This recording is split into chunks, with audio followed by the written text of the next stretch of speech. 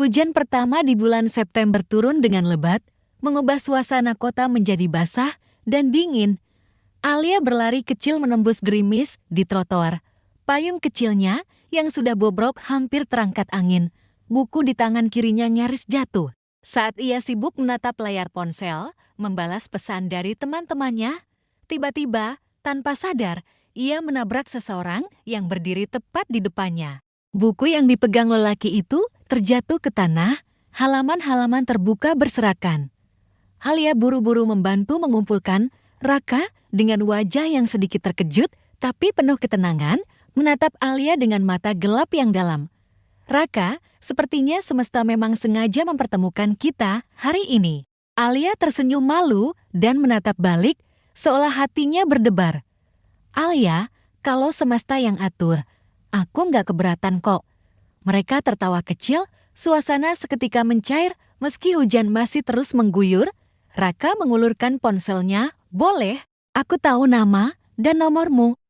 Alia mengangguk, jantungnya berdetak lebih cepat dari biasanya. Setelah itu, mereka berpisah dengan janji bertemu lagi, dengan harapan hujan akan menjadi saksi pertemuan yang tidak disengaja ini. Beberapa hari kemudian, hujan datang lagi, kali ini lebih lembut, seperti membelai daun-daun yang mulai menguning. Alia membawa payung kecil berwarna kuning, sedangkan Raka membawa 2 gelas kopi hangat dari warung dekat kampus.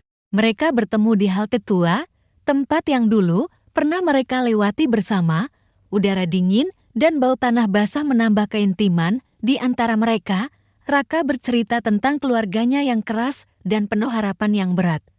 Alia mendengarkan dengan seksama, menyimpan setiap kata di dalam hati.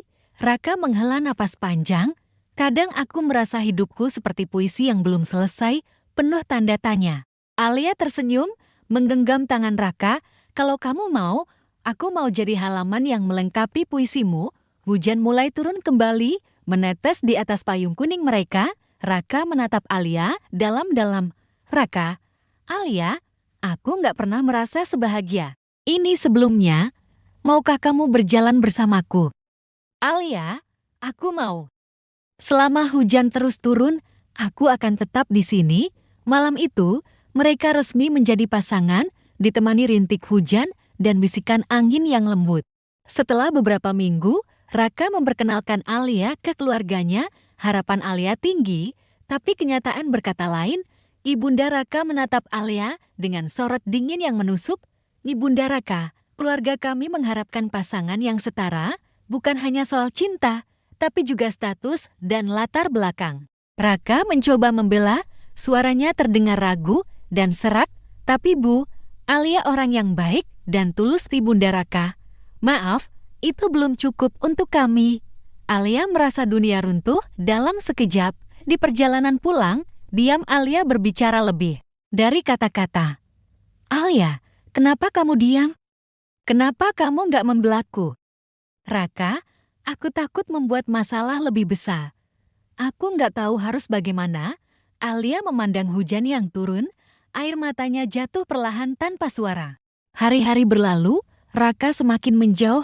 Pesan-pesan Alia tak lagi dijawab. Ia mencoba bertemu di kampus, tapi Raka selalu menghindar. Alia mengirim pesan dengan hati yang penuh luka. Bisakah kita bicara? Aku butuh kamu, balasan Raka singkat. Dan dingin, aku sedang sibuk, maaf Wit ketika akhirnya bertemu di taman. Alia mencoba menatap mata Raka yang dulu penuh kasih.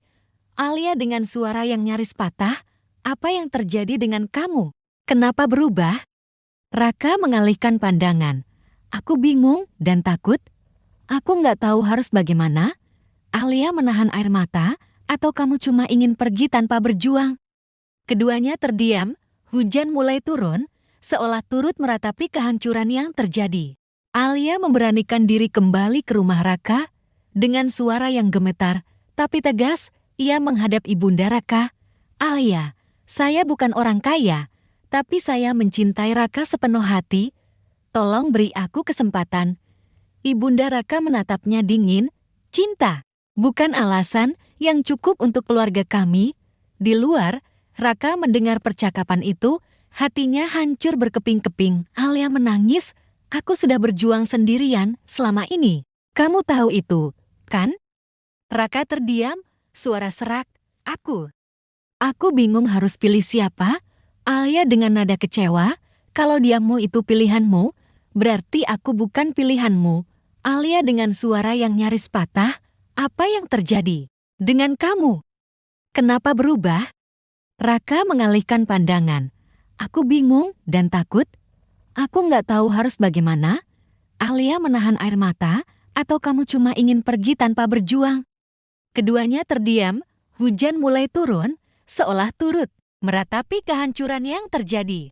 Alia duduk di taman tempat kenangan mereka, bermula, hujan turun pelan, dingin tapi menenangkan, ia mengetik pesan terakhir dengan tangan gemetar.